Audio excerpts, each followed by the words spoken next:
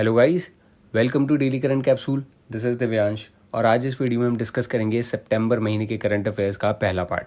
इससे पहले जनवरी से लेकर अगस्त तक की प्लेलिस्ट तैयार है। अगर आपने अभी तक नहीं देखी है, go check it out. And without any further delay इस वीडियो को भी हम स्टार्ट करते हैं। Which state has announce 27% reservation for OBCs in local bodies like panchayat. Panchayat के चुनाव में रिजर्वेशन कोटास को हाइक करने वाली सरकार बन गई है गुजरात। गुजरात ने 10% कोटा को बढ़ाकर अब 27% कर दिया है OBCs को जो मिलता था। इसके अलावा SC और ST को भी दिया गया है। ST का 7% है और SC का 14% है। इसके अलावा आपको पंचायती राज के बारे में पता होना चाहिए कि हमारे कॉन्स्टिट्यूशन में पार्ट 9 में आर्टिकल 243 में इसके बारे में सारी जानकारी दी गई है। और गुजरात के CM हैं इस समय भूपेंद्र पटेल और यहाँ के गवर्नर हैं Acharya Devvrat. In which city was the operation Muskaan seen in news recently. Operation Muskaan, इसे बहुत लोग ऑपरेशन स्माइल भी कहते हैं। ये मिनिस्ट्री ऑफ होम अफेयर्स का एक प्रोजेक्ट है और इसका एम है जो खोए हुए बच्चे होते हैं, जो अपने घर से लापता हो जाते हैं या फिर उन्हें किडनैप कर लिया जाता है, किसी न किसी तरीके से वो मिसिंग होते हैं, उन्हें ढूंढना, फिर उन्हें बचाना और उसके बाद उन्हें रिहेबिलिटेट करना। यानी कि मिसिंग चिल्ड्रंस को फाइंड करना पहले, फिर उन्हें रेस्क्यू करना और उसके बाद रिहेबिलिटेट करना। या तो उनके घर वालों के पास उन्हें पहुंचाना, अगर उनके घर वाले नहीं हैं तो उन्हें किसी स्कूल में, हॉस्टल में या अनाथ आश्रम वगैरह में वहाँ पर रिलोकेट कर देते हैं। इसमें पिछले 8 महीने में 5,000 से ज़्यादा बच्चों को बचाया जा चुका है और ये आप अंदाज़ा लगा सकते हैं इतने बच्चों को हमने पिछले 5 साल में भी नहीं बचाया था जितना इन 8 महीनों में इस ऑपरेशन के अंदर बचा लिया है। तो बहुत सक्सेसफुल ऑपरेशन रहा है अभी तक और अब ये मुंबई में लागू किया हुआ है, मुंबई में इम्प्लीमेंट किया था इसे और अब कोशिश यही रहेगी कि बाकी शहरों में भी इसे स्टार्ट किया जाए। What is the name of ISKCON's integrated e library app. ISKCON के बारे में आप जानते होंगे, International Society for Krishna Consciousness. इनका एक पब्लिशिंग विंग है जिसका नाम है भक्ति वेदांता बुक ट्रस्ट, जिन्होंने अपना E-लाइब्रेरी ऐप लॉन्च किया है जिसका नाम है ट्रांसेंड। इस ऐप में आपको ऑडियो और ई-बुक्स दोनों मिलेंगी और इसमें अच्छी बात यह है कि 11 अलग अलग भाषाओं में आप इसे यूज़ कर सकते हैं और आने वाले टाइम में इसमें कुछ और रीजनल लैंग्वेजेस भी ऐड की जाएंगी। तो इस ऐप का नाम याद रखिएगा, इस्कॉन का जो ऐप है transcend. Which state has increase the amount of chief minister Kanya Sumangala योजना टू 25,000। ये एक मॉनेटरी पॉलिसी है उत्तर प्रदेश की गवर्नमेंट की जिसका एम है फीमेल फीटिसाइड को रोकना। इसमें पहले 15,000 रुपये की राशि दी जाती थी, लेकिन अब रक्षाबंधन के टाइम पर इसे योगी आदित्यनाथ ने एक अनाउंसमेंट करके बोला है कि इसे बढ़ाकर 25,000 कर दी जाएगी, यानी कि अगले साल 2024-25 से। इसमें फिर क्या होगा, जब लड़की किसी के यहाँ पैदा होगी तो उनके पेरेंट्स के अकाउंट में 5,000 रुपये ट्रांसफ़र कर दिए जाएंगे। फिर जब वो लड़की 1 साल की हो जाएगी तो 2,000 रुपये दिए जाएंगे। वो जब फर्स्ट क्लास में आएगी तो 3,000, फिर 6th क्लास में आने पर 3,000 और फिर 9th क्लास में आने पर 5,000 रुपये दिए जाएंगे। उसके बाद स्कूलिंग ख़त्म करने के बाद अगर वो ग्रेजुएशन करती है तो उसमें 7,000 रुपये उन्हें दिए जाएंगे। तो ये टोटल हो गए आपके 25,000 रुपये, जो अभी 15 थे और उसे बढ़ा के 25 कर दिया गया है। तो याद रखिएगा, उत्तर प्रदेश की गवर्नमेंट की ये स्कीम है। Which team has won the title of Durand cup 2023। 2023 में हुआ डुरांड कप का जो फाइनल था वो हुआ था मोहन बागान SG और ईस्ट बंगाल के बीच में, कोलकाता के सॉल्ट लेक स्टेडियम में। और यहाँ पर मोहन बागान सुपर जायंट्स ने 1-0 से ईस्ट बंगाल को हराया है और ये इनका 17वां टाइटल है। डुरांड कप की हिस्ट्री में ये पहली टीम बन गई है जो 17 बार इस टाइटल को जीती है। दूसरे नंबर पर ईस्ट बंगाल ही है, उनके पास 16 टाइटल्स हैं। तो बहुत इंपॉर्टेंट क्वेश्चन है ये, 17 बार जीती, इन्होंने रिकॉर्ड बनाया है इसमें। इससे लास्ट जो ये जीते थे वो जीते थे 2000 में। 2000 के बाद अब 23 साल के बाद इन्होंने 17वां टाइटल अपना 2023 में जीता है। तो याद रखिएगा, मोहन बागान सुपर जायंट्स डुरांड कप 2023 के विनर हैं। Which country has organised its first Karnataka cultural festival. अब कर्नाटका का कल्चरल फेस्टिवल है तो कर्नाटका में होना चाहिए, लेकिन ऑप्शन में किसी एक भी इंडियन स्टेट का नाम नहीं है, अलग अलग कंट्रीज़ हैं। जी हाँ, श्रीलंका में ये हुआ था कल्चरल फेस्टिवल, क्योंकि इंडिया की सदर्न स्टेट्स में और श्रीलंका के कल्चर में कुछ चीज़ें सिमिलर हैं, तो उन्हें सेलिब्रेट करने के लिए ये फेस्टिवल मनाया गया था। इसके साथ ही एक ऐसी ही न्यूज़ और बताता हूँ आपको। USA की एक केंटकी स्टेट है जहाँ की एक सिटी है लुईविले, वहाँ पर 3 सितंबर को सनातन धर्म डे डिक्लेयर कर दिया गया है। हुआ यह था कि वहाँ पर एक मंदिर बनाया जा रहा था, उसका रिकंस्ट्रक्शन हो रहा था, तो वहाँ पर एक सेरेमनी परफॉर्म की गई थी महाकुंभ अभिषेकम की, जहाँ पर उस शहर के मेयर भी आए थे। तो उन्हें वहाँ आकर बहुत अच्छा लगा, वो सेरेमनी अटेंड करके उन्होंने सनातन धर्म के बारे में और ज़्यादा जाना। जब उन्हें पता चला कि इतना ज़्यादा इन्फ्लुएंशियल है ये चीज़, तो उन्होंने फिर 3 सितंबर को सनातन धर्म डे डिक्लेयर कर दिया है। तो अब से हर साल वहाँ पर ये मनाया जाएगा। Who will lead the one nation one election panel? One nation one election के बारे में मैंने एक पूरी वीडियो बना रखी है, वो जाकर आप देख सकते हैं, मेरे चैनल पर है। इसमें हमारे एक्स प्रेसिडेंट रामनाथ कोविंद को बनाया गया है इसका head.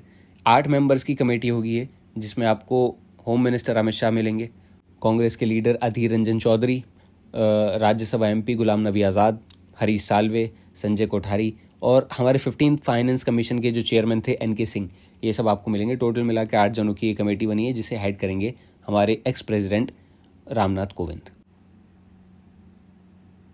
ISRO has developed which device for the safety of fishermen that has been successfully tested? ISRO यानी कि इंडियन स्पेस रिसर्च ऑर्गेनाइजेशन, यहाँ के साइंटिस्ट को अब आदत हो गई है लोगों को सरप्राइज़ करने की। वो हर कुछ दिनों के बाद एक ऐसा मिशन लॉन्च करते हैं या ऐसा काम कर देते हैं जो अभी तक किसी ने किया नहीं होता, और वो बहुत हेल्पफुल होता है पूरी ह्यूमैनिटी के लिए। ऐसा ही अब एक इन्होंने डिवाइस बनाया है, नभ मित्र डिवाइस। इसका फ़ायदा क्या होगा फिशरमैन को? वो ये कि पहले ही वेदर के बारे में इंफॉर्मेशन मिल जाएगी कि कोई साइक्लोन वगैरह तो नहीं आ रहा, उसकी वार्निंग पहले ही मिल जाएगी। दूसरा, अगर किसी वो मुसीबत में फंस भी जाते हैं तो ये डिस्ट्रेस मैसेज भेज सकते हैं। ये डिवाइस सैटेलाइट से कनेक्टेड होंगे, तो ऐसा नहीं कि अगर नेटवर्क नहीं आ रहा तो आप मैसेज नहीं भेज सकते। इसके थ्रू आप कभी भी कहीं से भी मैसेज भेज सकते हैं। इसके साथ ही ये नेविगेशनल असिस्टेंस भी देगा और फिशिंग फील्ड को भी आइडेंटिफाई करके बताएगा कि कहाँ ज़्यादा अच्छी फिशिंग की जा सकती है। Which RBI governor has received A+ rating in the Global Finance Central Banker Report 2023? इस रिपोर्ट में ज़्यादातर जितने भी देश होते हैं, सबके सेंट्रल बैंक्स के जो गवर्नर होते हैं उन्हें रेटिंग दी जाती है। तो इसमें 3 ऐसे गवर्नर हैं सेंट्रल बैंक्स के जिन्हें ये रेटिंग दी गई है, और जिसमें पहले हैं इंडिया के ही RBI के शक्तिकांत दास, दूसरा स्विट्ज़रलैंड, और फिर तीसरा वियतनाम के जो सेंट्रल बैंक है उनके गवर्नर्स को भी A+ रेटिंग मिली है। ये रेटिंग दी गई है इनके काम की वजह से। जैसे आप देख सकते हैं कि पूरी दुनिया में आप देखें तो बहुत सारे देशों में रिसेशन आ चुका है, और कुछ देश ऐसे हैं जहां आने वाला है, लेकिन इंडिया आज के टाइम में भी फास्टेस्ट ग्रोइंग इकोनॉमी है। तो ये किसकी वजह से? RBI की पॉलिसीज़ की वजह से, जो मॉनेटरी पॉलिसीज़ चली हुई हैं, इन सबको देखते हुए इन्हें A+ रेटिंग दी गई है RBI के गवर्नर शक्तिकांत दास को। Which founder of Foxconn has announced to contest the presidential election in Taiwan?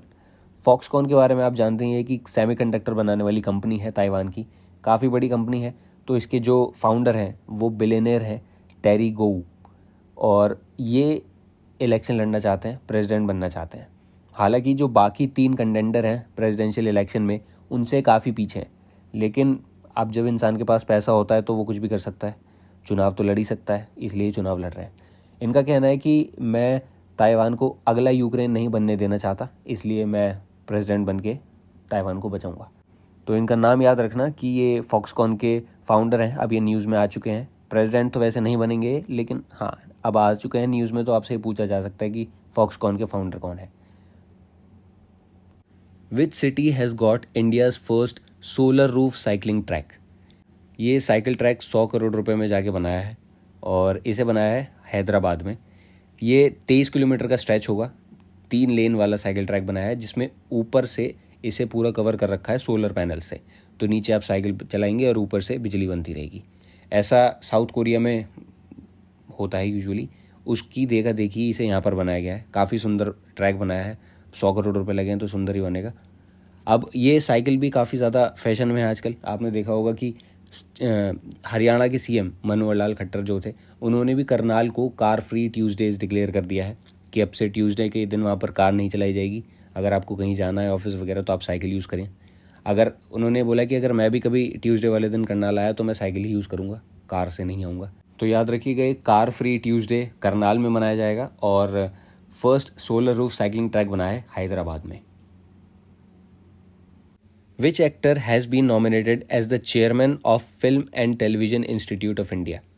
ये इसका हेडक्वार्टर है पुणे में, FTII का, और इसके जो पुराने चेयरमैन थे वो थे शेखर कपूर, और अब इसके नए चेयरमैन बनाया गया है एक्टर R माधवन को।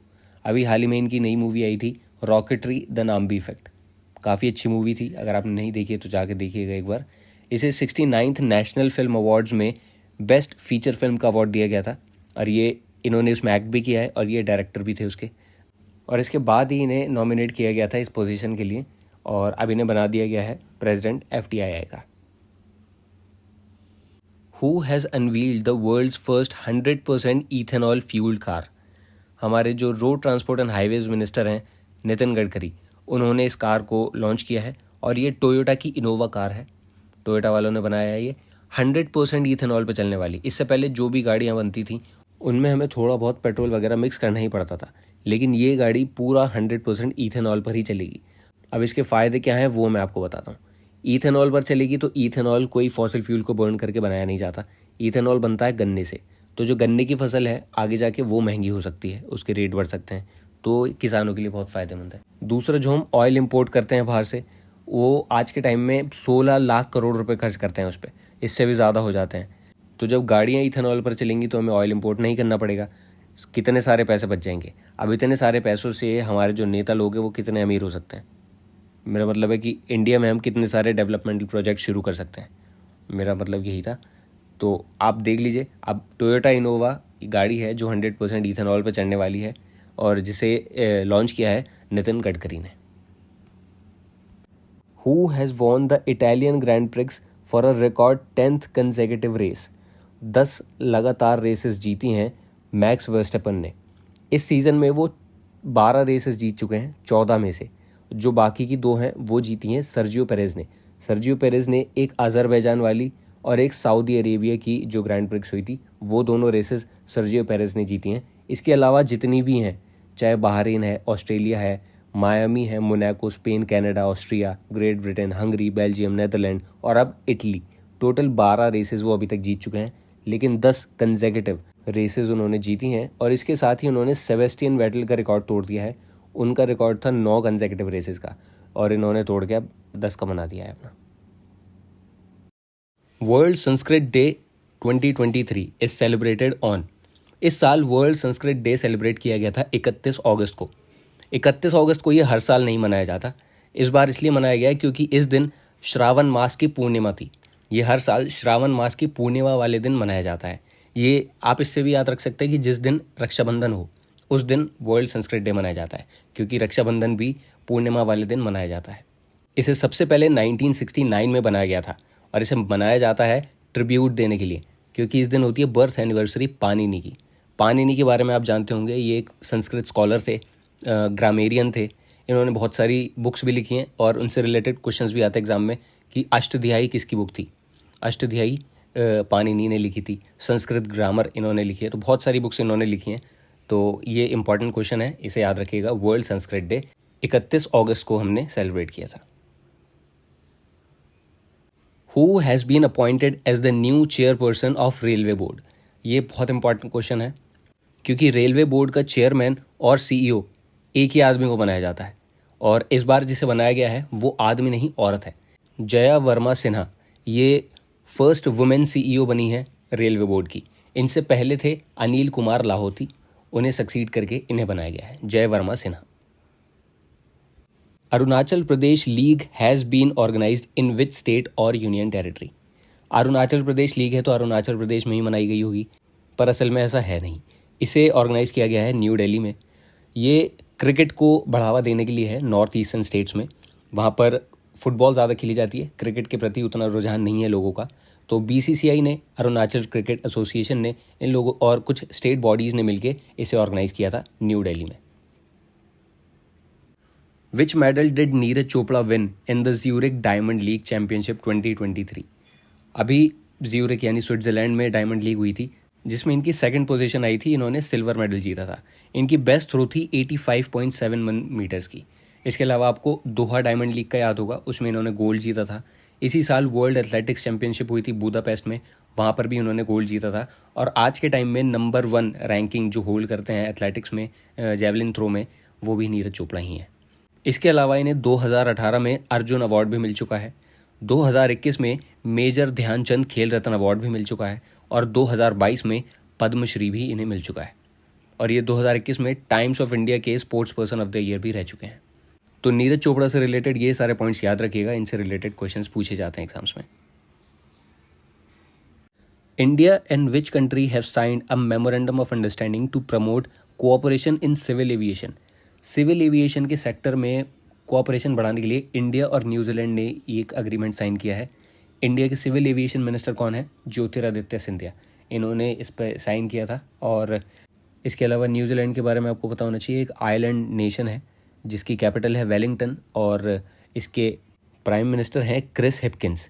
इनसे पहले जेसिंडा आर्डन थी, लेकिन उन्होंने रिज़ाइन कर दिया था अपनी पोस्ट से, इसलिए उनके बाद क्रिस हिपकिंस को वहाँ का प्राइम मिनिस्टर बनाया गया है। Who has won the title of Miss Earth India 2023? Question को ध्यान से पढ़ना, उसके बाद उसका आंसर करना। मिस अर्थ इंडिया पूछा है, इसका आंसर है प्रियन सेन। ये जयपुर की हैं, ये बनी है इस साल की मिस अर्थ इंडिया। अगर क्वेश्चन आता है miss India 2023 Femina miss India, तो उसका आंसर होगा नंदिनी गुप्ता। नंदिनी गुप्ता भी राजस्थान से ही हैं और ये मिस इंडिया बनी है। मिस अर्थ इंडिया है prion Sen.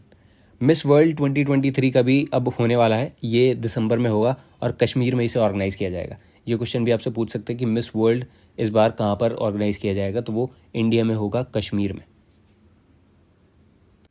Which US state has declared October as Hindu heritage month?